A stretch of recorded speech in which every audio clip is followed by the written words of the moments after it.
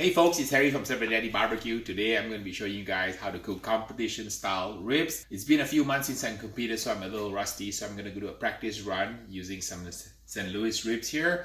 We're going to show you how we trim them, how we season them, how we rub them, how we cook them in the pit till they are perfect so that we can win the contest. I have a contest coming up in a few weeks. I need to get to the top form, so come along for the ride. We'll show you guys all my tips and tricks.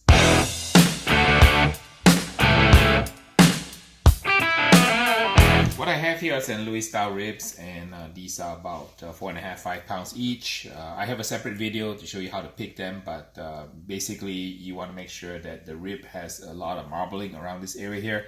So this is a good rib because we've got a lot of striations and marbling, and if I were to do a contest, this is the area I would be trimming the rib bones for the judges. First thing you want to do is you want to open up your rib and take it out like so. And what I have here is a spare rib. I'll show you guys the 5 things that you need to do to a spare rib to get it ready to be used in a contest. We usually trim a spare rib into its constituent parts.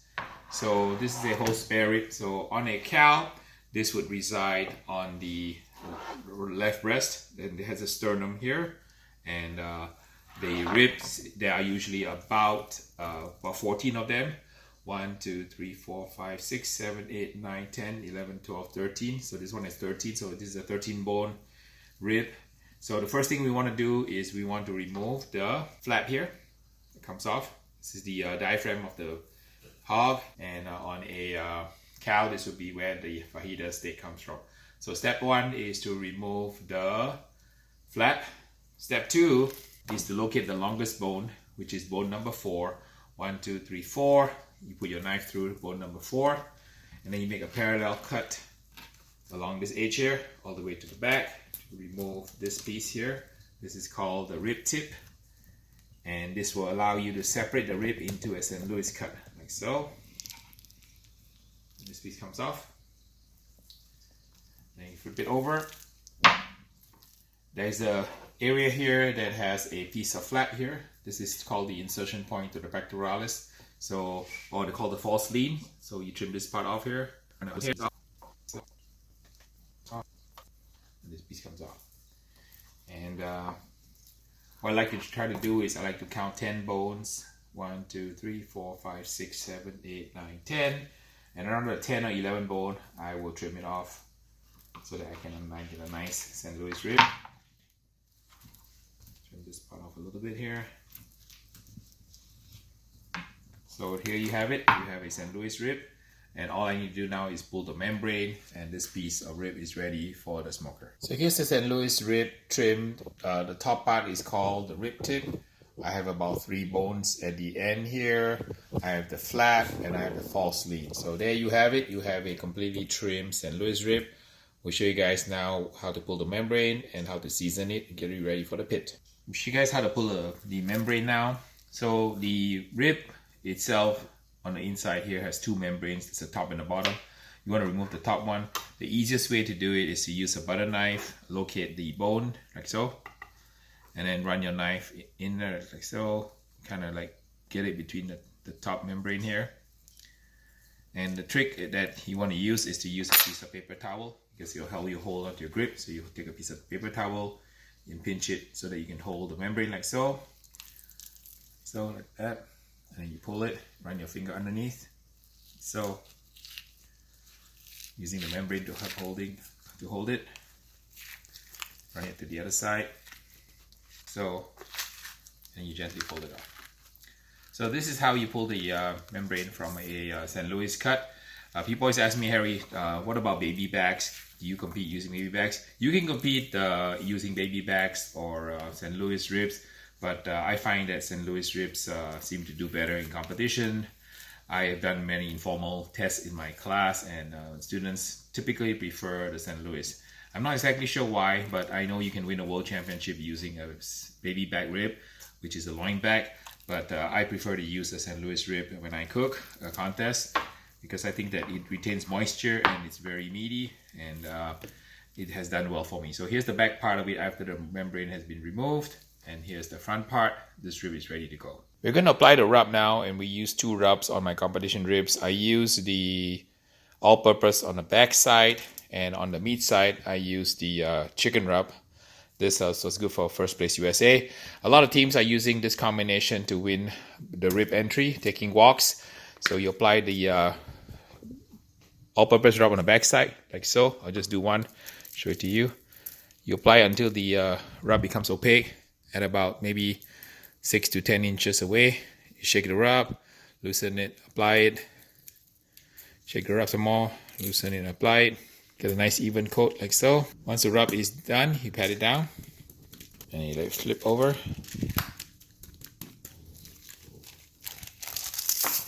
And you apply the chicken rub on the other side. So that you don't contaminate the bottle, I just use a paper towel, or I just put a glove over the rub. So at a height of about maybe 10 inches or so, you shake it, apply the rub, get some of the chicken rub on the back, on the meat side. This combination really works really well for ribs, also for chicken. So, and we're done. So you season both sides. I've shown you one as an example. I usually let this sit for about at least 1 to 2 hours before I cook it, so that the salt has a chance to penetrate the meat, and we'll cook it in a pit for about, say, 2-3 hours until we get a nice crust, and then we'll wrap it in foil, and I will show you that process as we get to it. I have the rub on the back side. I'm applying now the chicken rub on the meat side. And I should mention that when you apply a rub, it's very important to apply it nice and even. We always say in a contest, you have one too many shakes or one missing shake or rub, that might cost you an entire contest and perhaps a $10,000 check. The other thing I also mentioned is when you put a rub here, you want to put the rub on a little higher, maybe about 8 to 10 inches, so that it shakes more evenly. And you also want to shake the bottle before you apply, so that the product is loose. We also want to mention that when you apply a rub, you never rub a rub. You just apply the rub and then you kind of pat it down like a baby's bottom. Because when you rub a rub, it actually moves the rub around. It makes it kind of uneven. So for professionals, when I cook contests, I usually don't move the rub around. I just apply the rub and then pat it down. So I never rub a rub, even though it's kind of ironic. You don't rub a rub. You just apply the rub and then you let it sit and let it get tacky, and you just press it in with a gentle pat of your fingers, and you just pat the rub in. Nice even coating of all the pieces here. In a contest, I would only use the rib bones here, so the rest of the pieces would be safe for people's choice of my crew or for people to eat. But for contest, these are the ones that I will focus on to make sure they cook perfectly. So I have 4 slabs here that I'm cooking in a practice session here. Now I'm going to pat it down, like so, gently. You never rub a rub, you just pat it down. And set it aside to sit for 1 or 2 hours to let it develop flavors before we cook them. This technique is called a dry brine. Some people also like to soak their ribs, but I don't. I find that the dry brine technique works just as well. You just let this sit for a little while, and the meat will get all nice and seasoned and get tacky. If the meat is dry, you can actually add a little bit of mustard to it to do what we call a schmear. I didn't schmear it because I know my meat is going to be fairly wet tonight.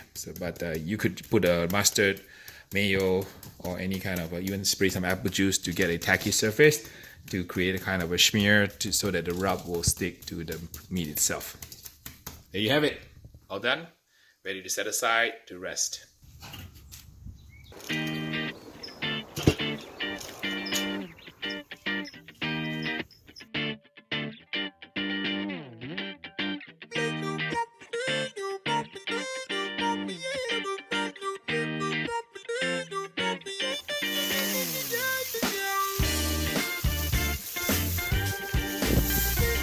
Right, crust is setting nicely. We sprayed every 30 minutes or so towards the end.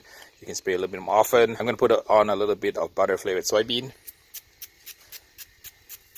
And people always ask me, why do you use this product? Why don't you just use good quality butter? Well, for competition pitmasters, here's a black belt trick here. We don't use butter because butter sometimes will burn. Also, when butter clarifies, it kind of breaks down into its component milk solids. So this is actually a better product for barbecue. And you can foil with butter, but I prefer to use parquet to spray. And Parquet, or I can't believe it's not butter, to spritz it. Give it a nice color. You can use this product. I also use Parquet. So depending on what I can find in Walmart, I will use that product. Because everything that I do is based on the premise that I've got to be able to get off airplane, go to Walmart, buy some supplies, and go to a contest, we use some borrowed equipment and try to win a $10,000 check. So that's my MO. This is the product I use. So you can try my way, you can try your way, see which way is better. And if your way is better, don't listen to me and don't follow me, okay? All I can say is that my way has won many first places. So I'm showing you what I do, but you don't have to follow me. If you already do it better than me, hey, more power to you. Let's spritz of water here. Beautiful looking ribs. I just want to make sure the crust is all set before I wrap it. That way I can get the maximum flavor from the Maillard reaction. The ribs here, absolutely gorgeous. Alright, the ribs have perfectly crusted and they look absolutely gorgeous. A little mahogany color. I know that they have crusted because when I touch it and I scratch it gently with my fingernail, the rub does not come off. So that means that the meat is ready for the next phase. The Maillard reaction has formed on the surface of the meat, which is the crust, and this has generated maximum flavor potential. There's thousands of new flavor compounds now. And I'm going to put my rib on the foil here. Show you guys my foiling technique here. Let me talk you through some of the ingredients here. So first things first, right? So I do have a lot of rib recipes. So I've got like about a dozen black belt competition recipes that I do. I'm gonna just show you, just kind of one today because I can only do one at a time. So in the future videos, maybe I'll show you there are 11, who knows. But this is the one that seems to work because this is the one I'm actually gonna use in Texas. I have a number of products that I use when I do the foiling phase. I have brown sugar. I have honey, celebrity daddy sauce cut with some vinegar here in this bottle here. So it's like my sauce, my championship sauce mixed with some vinegar. We got some sweetener, agave. Sometimes I use it. We have 3 different spices we use here. We use a little bit of my chicken rub to give a pop for flavor during the foiling phase. I have this thing, it's not easy to find. It's called Mercan spice. It's basically from Mediterranean, somewhere in Africa. This spice has a really great flavor. I've done really well with it. Another secret ingredient I use is harissa. Harissa is a North African seasoning. These 2 spices you can actually replace with cayenne pepper. That's fine. So don't lose any sleep over it. And then for the liquids, I use a little bit of peach mango juice and then a little bit of that butter that we used earlier. So we're gonna show you guys what we do. Now I use a flour sifter to put the brown sugar on because if you put sugar like this, it's kind of uneven. But if you take this thing like so, you apply it like that, it's very nice and even. So you can really do a very quick covering and very evenly with this product. Okay, so right, and then a little bit of the peach mango, so just 1 teaspoon. Spritz it with some of this. I can't believe it's not butter. You can use Parquet also, it's fine. Some people use butter. Butter is fine also. Don't sweat it, okay? Just use butter. Just a touch of seasoning here. Just a very thin coat of the chicken rub here. Just a little bit. Alright, a little bit of Mercan spice. A little bit of harissa. Now, if you don't have this, don't sweat it, okay? I want you guys to sweat it. This is just a little bit of cayenne-ish thing. The sweetener here.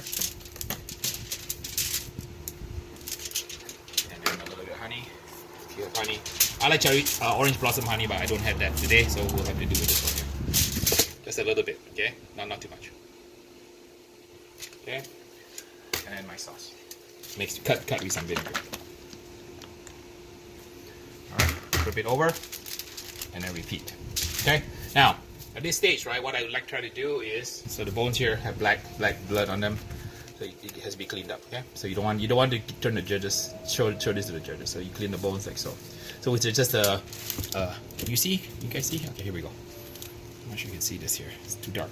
All right, so you just remove the blood here from the back of the rib here.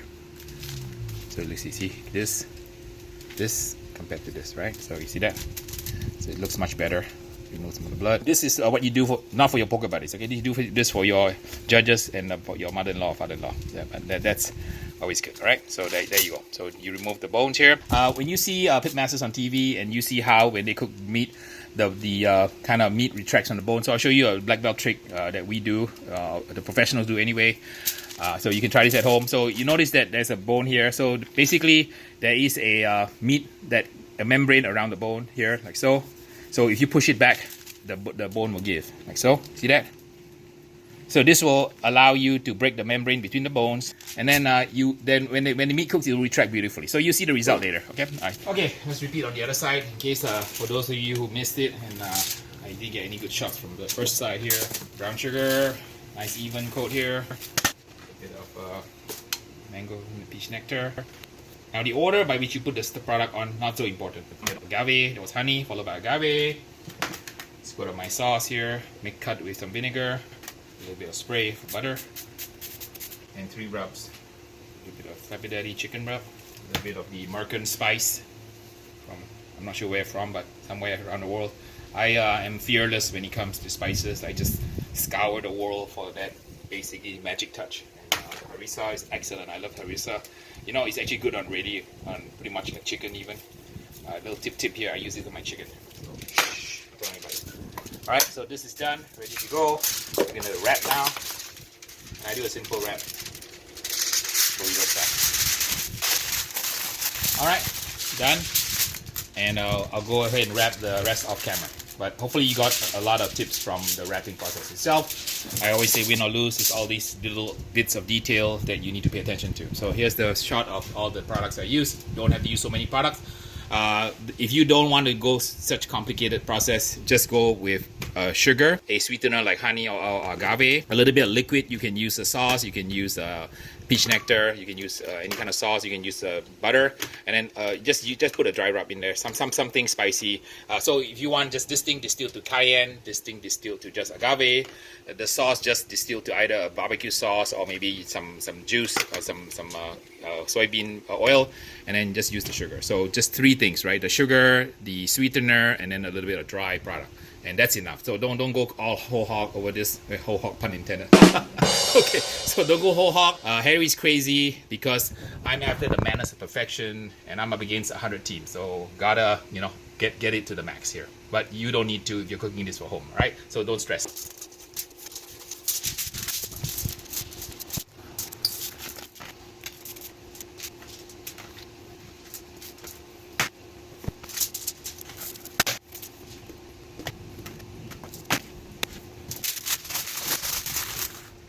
Alright, you check on our ribs now.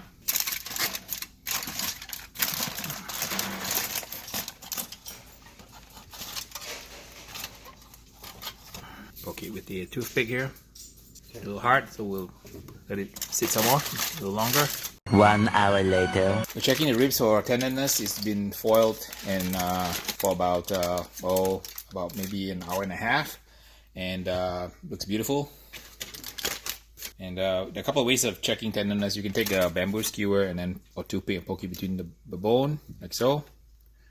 Or you can use the back of a plastic fork, which is approximately looks like your tooth. So you pretend this is your teeth.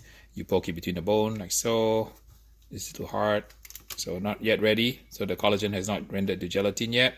You can also use a thermopan, like so, and you can poke it and look at the temperature. Some people think that it's about 200 degrees, so it's now like 190. Not quite there yet, so we let it run a little while longer and to get to tenderness perfection. It's not that easy to get ribs to be perfectly tender in a competition. Like you saw in my chicken video, the window of perfection for chicken in the second stage of foiled is about 100 seconds. After the 100 seconds, the skin pulls back too far.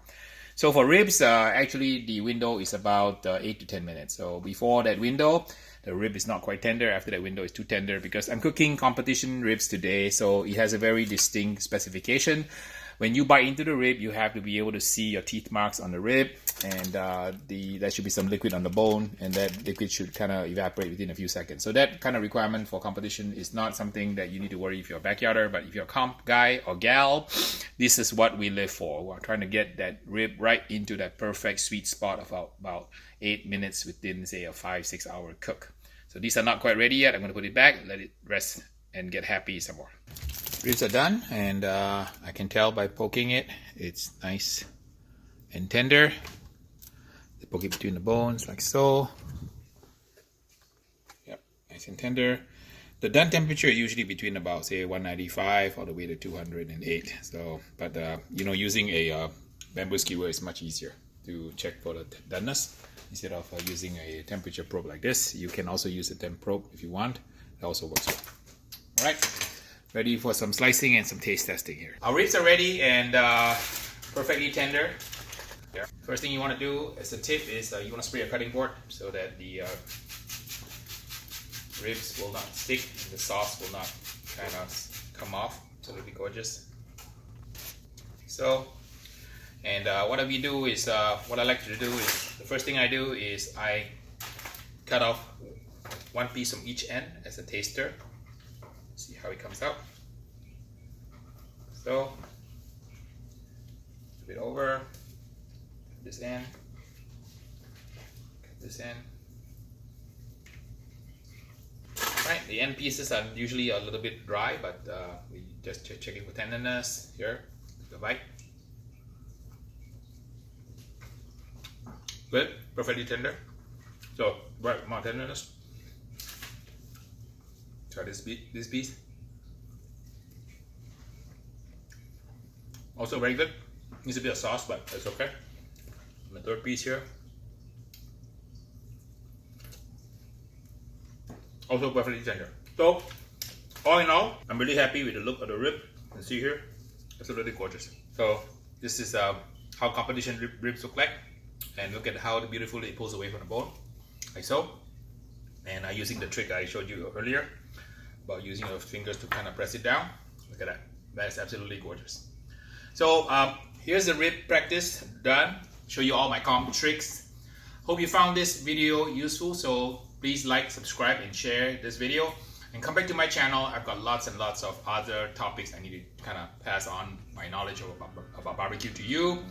So, until the next video, we'll see you next time.